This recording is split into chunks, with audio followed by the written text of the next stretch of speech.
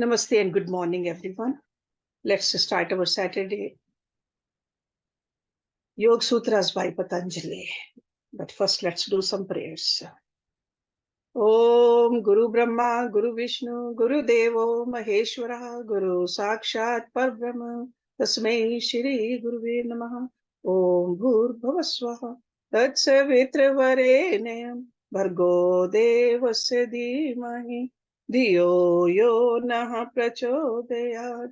Asto ma sadgamya, tamso ma jyotirgamya, mrityurma amritam gamya.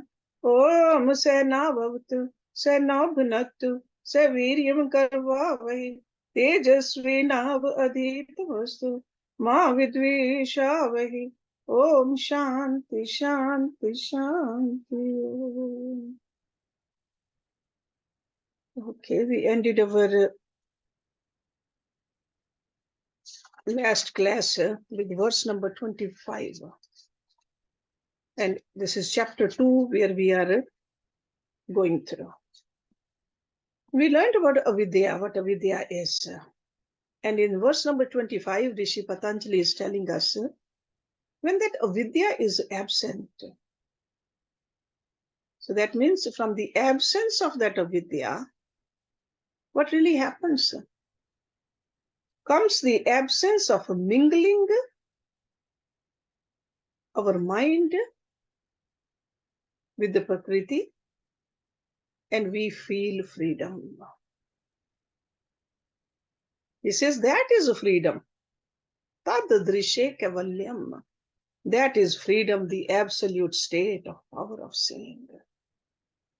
So in other words, the whole journey is to get out of this ignorance. And that's why I went into detail what ignorance is. So many different ways this ignorance envelops us. So now let's start the class with verse number 26. Vivekakhyatir avipalva Hanopayah.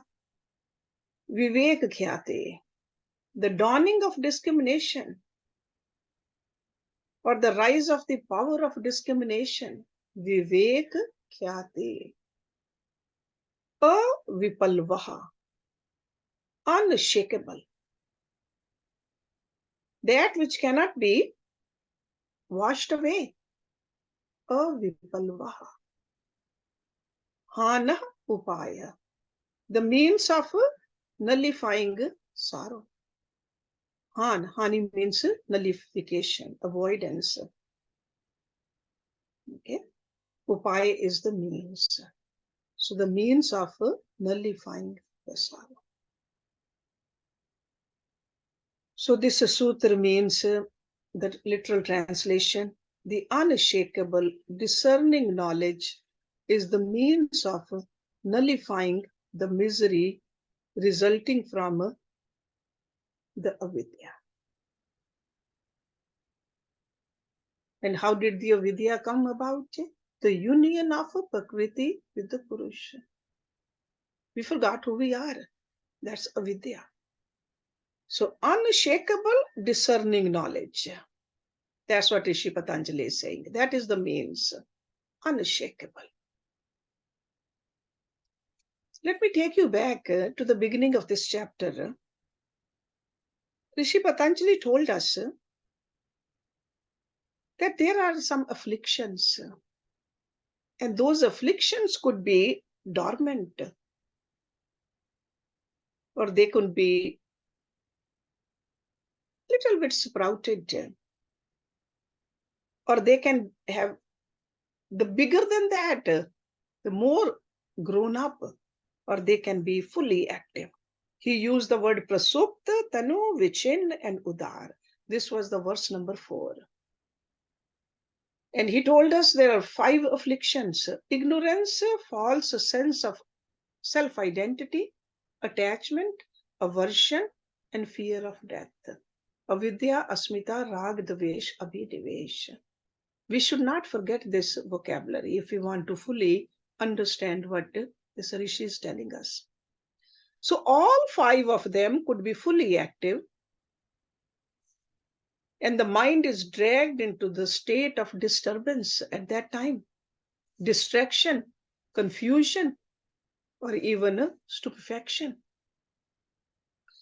That's how we lose the peaceful state of our mind. We even have a difficulty focusing when our mind is disturbed so much. And in the first chapter, the Samadhi Pad, Rishi Patanjali told us that we got to minimize the effect of these afflictions through Samadhi.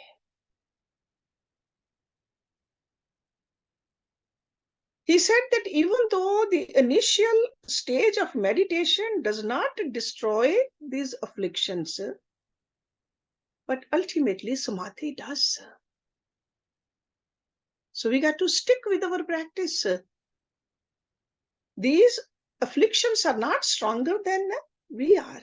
No darkness is stronger than the light, and we are part of that light. So the inherent property of the object of meditation, coupled with the power of our intention, creates peacefulness in us, illumination. We got to keep that meditative atmosphere in our mind all the time. Even though we are not meditating all the time, we are not sitting down doing inactive meditation, but we got to actively doing the meditation even while doing our duties. That's what we have to learn. Because if the mind stays in the disturbed atmosphere, it will go deeper and deeper into avidya.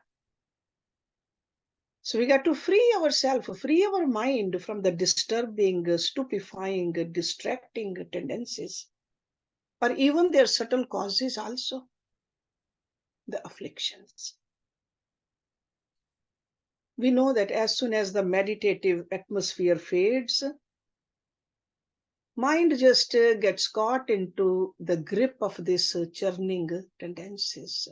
That's why we got to become the master of this mind. We don't want to leave it idle. Idle mind is not a good mind. So every time we meditate, the mind is charged with illuminating, peaceful energy. And its ability to stay in that state increases. Because a meditative atmosphere leaves no room for disturbing, stupefying, and distracting tendencies, which are deep-rooted in our sanskaras of affliction. So that's why meditation is, that's what he's recommending. And other rishis, other yogis, that's what they said. Make it a habit of meditation every day. The mind has regained its buddhi sattva. That's what he says over here. This is the intrinsic power of discernment, vivekakhyateh. So whether we say buddhi sattva or vivekakhyateh, it's the same thing. This kind of a mind can understand both the pure being and even the objective world correctly. This is the mind we want. Because we got to live in this world. We got to know this objective world. We got to do our duties in this objective world. But we don't want to forget who we are. This is what buddhi sattva is, or vivekakhyateh is. But we are all familiar with the tsunami of our mental tendencies. And where do they originate from? From our own afflictions. We get swept away. Our peacefulness just goes away. That atmosphere which we created during meditation, it goes away. And our mind is once again in the unsettling thoughts. So that's why we got to be very careful. We got to learn how to establish ourselves in that peaceful mind and know our essential nature through steady practice and constant awareness of the purpose of our life. This occasional glimpse of our true self is not enough. It's just like watching somebody else on the cooking show making a delicious meal is not enough to satisfy us. We can look at it. We are looking at all the ingredients. We are going through the process. We are looking at the final dish also, but it doesn't satisfy us the same way. A serious yoga student says, this is not enough for me. Occasional glimpse. It's only when our deeply rooted sanskars, which are fed by avidya, they become tanu, or when they eventually become prasupta, or ultimately completely nullified, only then we reach the state of Kaivalya, the realization of our absoluteness. So Vivekakhyatir, remember that term. In the light of the Vivekakhyatir, we begin to see inner reality, ourselves. Also the external world as it is. At this point, the idea that the phenomenal world is meant for our fulfillment and freedom is no longer merely an intellectual hypothesis. We really see the world as a divine manifestation. We feel Ishwar's intrinsic powers. We see them manifesting in everything and everyone. We experience life as a gift, and we are grateful to the Prakriti of Ishwar, that through this Prakriti we get to experience all this. We feel thankful who gave us the gift of yoga. And we know that self-effort, our own self-effort pertaining to Yog Sadhana, will conclude with Vivekakhyatir. We have been shown the path, but we have to do the walking on the path ourselves. We got to remember that we got to have a pure and pristine power of discernment. And this will bring us to the state of Videha and Prakriti Laya. As long as we are alive, we can live as a Jivan Mukt also, free from here and now. And after death, we can reside in Ishwar. That is a Savrupa Pratishtha. This is our goal. But how do we know that we have gained Vivekakhyatir? Because it sounds wonderful, but how do we know? How do we know that our mind is permanently lit by its self-luminous discerning power or not? That is the subject of the next sutra. How do we know? Because as a student, we need to know. Am I moving towards the right path? Or am I just going in circles here? Let's look at verse number 27. So from the verse number 26, Vivekakhyatir. So now verse number 27. How do we know we are there or not, or moving towards that or not? Tasya saptadhaa prantabhoomih prajna.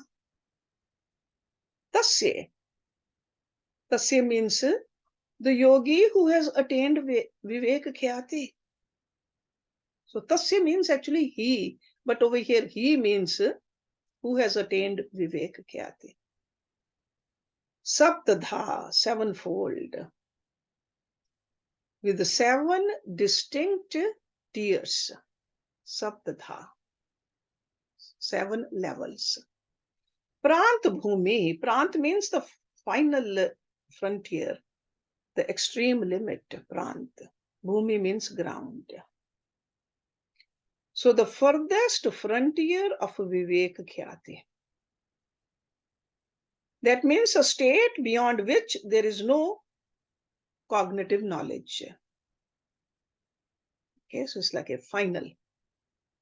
Pragya, revealing knowledge, the light of knowledge without a shadow. Purely illuminating knowledge. That is pragya. So his discerning knowledge has 7 tiers or spheres. And the furthest frontier is pragya. So that means this ladder which this yogi is climbing on has 7 stages, 7 steps.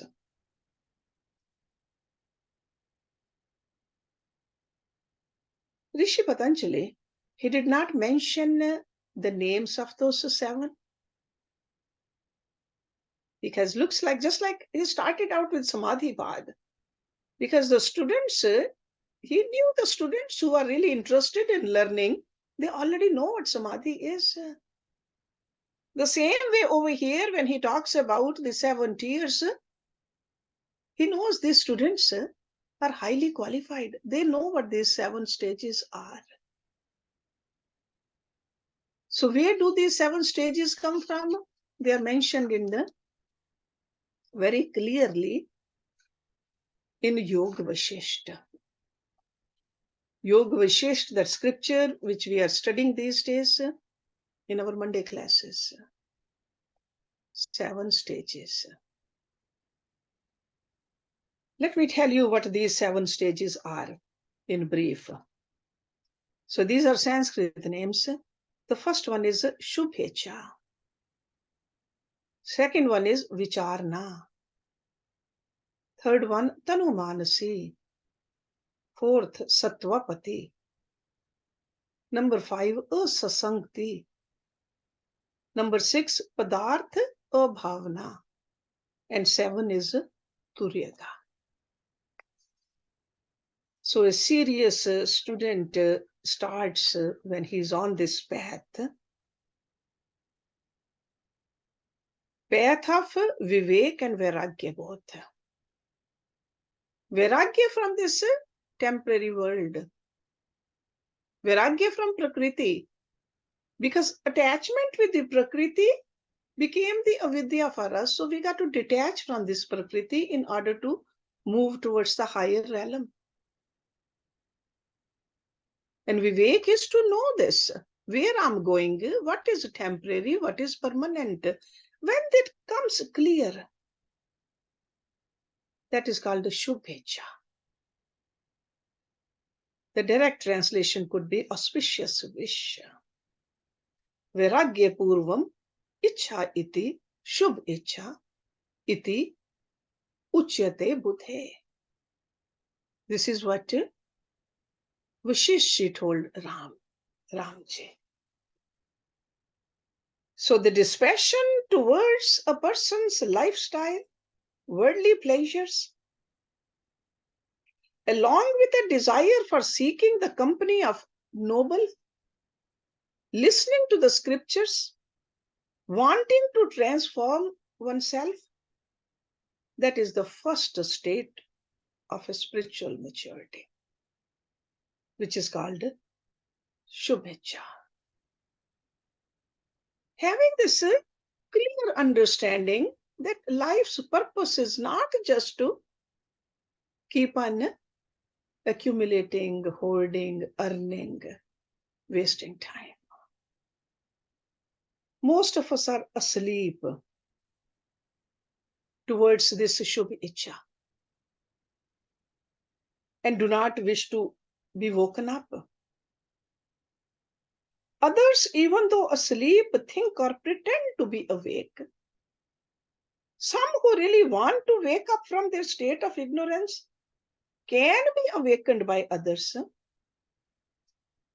Once a desire to change arises in a person, then that person gets started on the spiritual journey. We all know a journey of 1,000 miles begins with the first step. So for a serious yoga student, this is the first step, Shubhecha. Once we begin, we shall reach the final destination sooner or later. Most of us only have a problem of starting. We are pushed forward willingly or unwillingly. But we know that a mere wish alone does not bring about an actual transformation. Okay?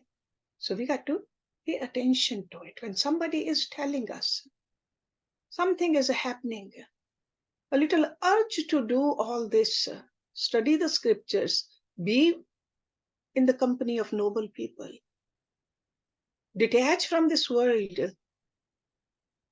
When that wish is arising in us, do something about it. Because right now it could be a small spark, but that spark, if it's ignited properly, that can burn away all the ignorance in us. And that's what we need to do. Shubhecha. So where does a person reach from here? What is the next? I told you vicharna. Vicharna means reflection or investigation. So a mind which was relatively pure by Shubhecha will become conscious of its own weaknesses, bad conduct, evil propensities, wrong notions, misguided feelings, or even prejudices, etc. We will know that. Our heart will tell us, our intellect will tell us, there is a knock from internally. Person will know that I shall not get angry. I will rise early and meditate. I shall live a life of selfless service to mankind. Those voices will come from inside. Sometimes, sure, outside atmosphere helps also. The satsang helps. The study of the scriptures help.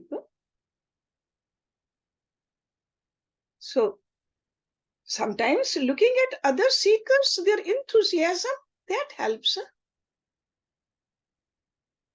But we got to reflect upon it. Because mind has to become deeply reflective.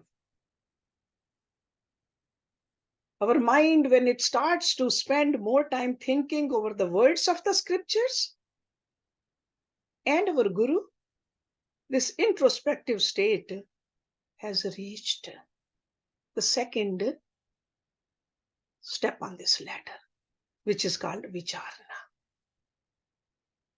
Vicharna, we are thinking about it. My Guru says, don't lie. But I did lie a little today. Tomorrow I won't.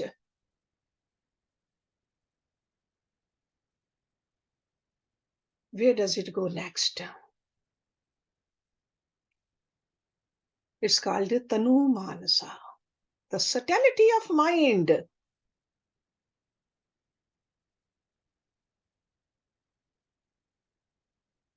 The mind becomes so reflective, it starts to discriminate between the real and unreal, eternal and non-eternal. And you know immediately what I need to detach from. This is useless. Why am I attaching to it? Why am I wasting my precious human life on this? So this state of detachment is called tanu manasa, subtlety of the mind. The mind becomes so subtle, it knows automatically.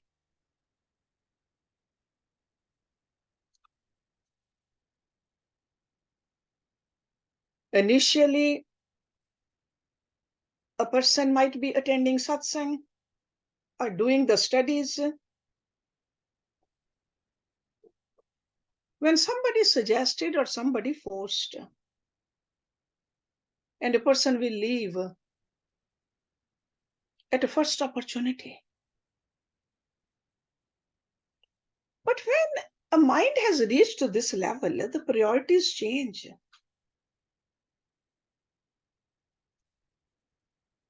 Some people will feel regretful if they could not attend, if they could not do their practice. Or a seeker even feel that now it's a burden to attend social functions because it is taking so much time away from my real purpose. That is a tanumanas state. You are drawn more and more towards the real. Very easily, happily, you let go of the temporary. Becomes natural. This is a highly reflective mind. And the next step is a sattvapati.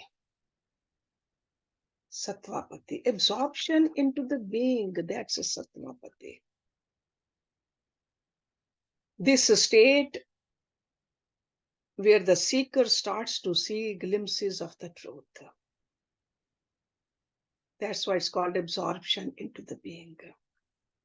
You can see the degree of detachment increases with each state. We can say that on the measuring rods of spiritual progress is our degree of detachment. So initial detachment is marked by pain and regret of having given up this worldly life because we had to forcibly withdraw our minds. But afterwards, even the thoughts about the objects arise occasionally. The desires of this worldly life weaken with the time and practice. And ultimately, we forget about this objective world completely, totally. We even wonder how we could ever be attached to them in the first place. Why was I such a fool? So this kind of a detachment takes the person to the next stage. Asasantihi namika, by the name of non-union. So the mind withdraws easily from the world, but occasionally other thoughts arise. Occasionally. Most of the time, mind is just absorbed in God at this stage. So this is a higher than the previous one. The seeker who gets a glimpse of the reality is called knower of reality, Brahmavid. And when the practice of contemplation becomes effortless, seeker becomes totally detached from the body. It is very difficult for the seeker to be extrovert. Because the experience of the reality is ever vivid, abiding. The seeker may come out of contemplation sometimes, but to abide again in the truth, instantaneously, effortlessly. This is what asasanti, non-union, means. So this non-union means a non-union with the Prakriti. First, it was a complete union with the Prakriti and non-union with the Ishwar. Now it's the opposite of that. Asasanti. And what happens after that? Padartha abhavana. This is the sixth state, or the sixth ladder, you can call it, where there's a vision of the reality, the non-existence of objects, and their illusory nature becomes an actuality. Remains no perception of the world, and the person is always immersed in the self. This is called Padartha Abhavana.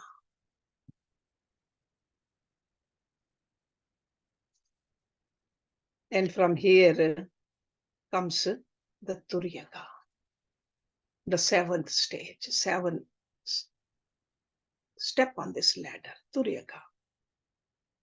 Turiyaga. This is also called Sahaj Samadhi, natural state of being.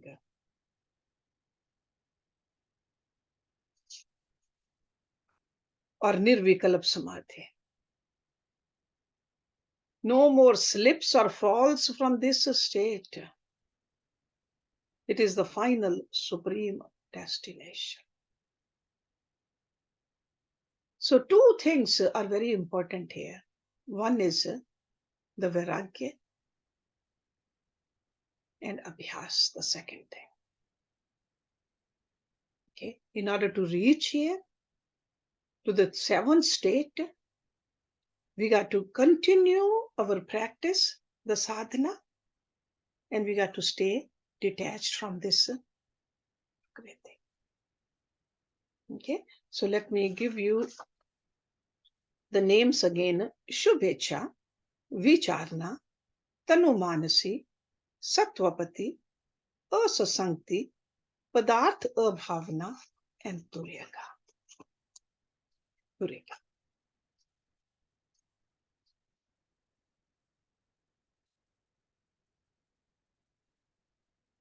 While living in this world, a yogi is as active as, if not more active than anyone else. So it's not that you go into the Turiyaga state and you just don't do your duties. You do your duties even better than other people. Yoga karmasu kaushlam.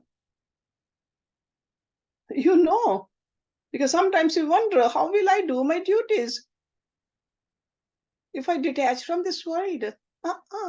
You will do it even better. Because you learn not to attach to the fruits and ultimately not even get attached to the action, just to do what needed to be done at that particular moment. That's what yoga karmasu kaushlam is. The only difference is that the actions of an accomplished yogi are free from doubt and fear. Whereas actions of the rest of the world, worldly people, they are contaminated by them. Because yogi is not attached, all the energy is just put into the action itself. That's why it's done with all kinds of skillfulness. An accomplished yogi is comfortable while performing actions and equally comfortable when refraining from actions. Whether I'm doing it or not doing it does not matter. A yogi's accomplishment is characterized by freedom, not by action or the absence of it. Yogi's accomplishment, culminating in the highest level of prajna, is a process. Remember that. It's a process.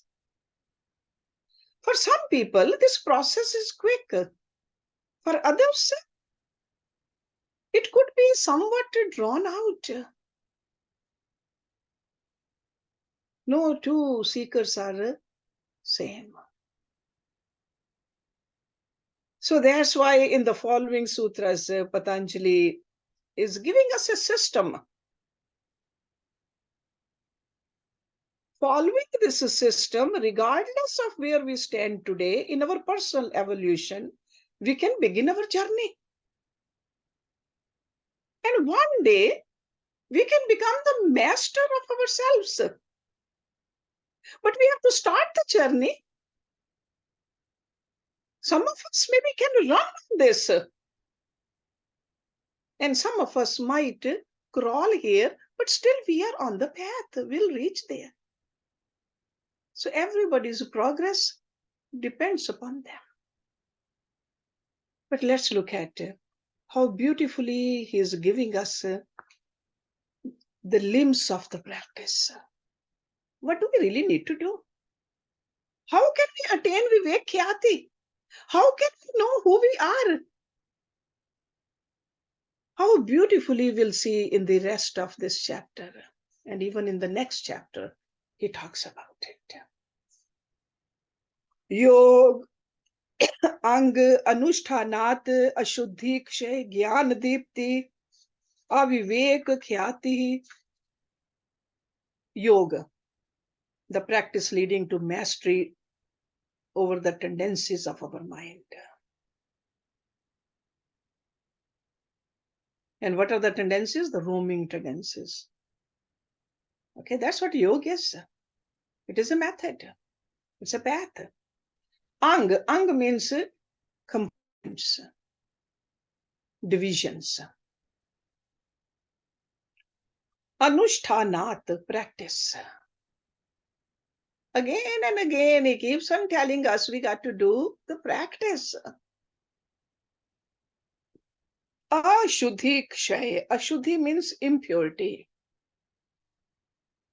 Kshaye means destruction, elimination.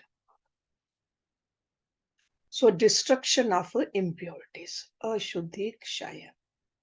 Jnanadiptir. Jnana is the knowledge. Dipti means ignition. Lighting. So lighting the knowledge. Jnanadiptir. Vivekakhyatir. Means from every direction, every respect. And Vivekakhyatir, you already know, discerning knowledge. So that's a discerning knowledge that is complete in every sense. It is almost like an unshakable domain of discernment. Vivekakhyatir. So the practice of the limbs of yoga destroys impurities. So now if somebody asks you, why do you practice yoga? I want to burn all my impurities. Thereafter, knowledge continues to brighten all the way to Vivekakhyatir, the domain of unshakable discernment. Get rid of the ignorance and I want to just light up. Want to know who I am. It's a beautiful assurance Rishi Patanjali is giving us. Again and again, actually. But remember the practice. The practice of limbs of yoga will destroy the impurities. If you don't practice, these impurities, they keep on adding up. They keep on adding up. Remember, avidya is the root cause of sorrow. When avidya disappears, so does the sorrow. So disappearance of avidya goes hand in hand with the appearance of a Vivekakhyatir. Unshakable discernment is characterized by prajna, intense self-revealing knowledge. In the light of prajna, we achieve karya vimukti and chit vimukti. Karya vimukti is freedom from the consequences of our previous actions. And chit vimukti is freedom from our chit, the deep mind. Chit vimukti is a state in which our mind is so transformed that its purity is identical to the purity of Ishwar. This highly purified mind is known as Buddhi Sattva. This term we have been learning from Rishi Patanjali. So in other words, our individual mind has merged into the Mahat Tattva. And this merger is yoga, the union. A yogi who has reached this level of purity and union is called Videha or Prakriti Laya. So reaching this highest level of purity, accompanying Vivekakhyatir is a process. It requires us to make an effort to cleanse our mind of its long cherished sanskars. We got to learn how to clean it, keep on shining our sanskars, throwing them out. We need to get rid of our old mind, a mind filled with fear, mind filled with aversion, attachment, distorted self-identity, ignorance, all kinds of impressions. Because we know that body and mind, they are totally intertwined. Both are nurtured and held together by the power of breath. There is like a nature has given us an indestructible relationship between the breath, body, and mind. So that's why even Hatha Yoga helps us. When we are doing our asanas in the morning, pranayams in the morning, or cleansings in the morning, that's why we are doing yoga. That's how we learn how to transform ourselves at all three levels. So that's why you remember in that term Kriya Yoga, Rishi Patanjali said, Tap, Swadhyaya, Ishwar Pranidhan.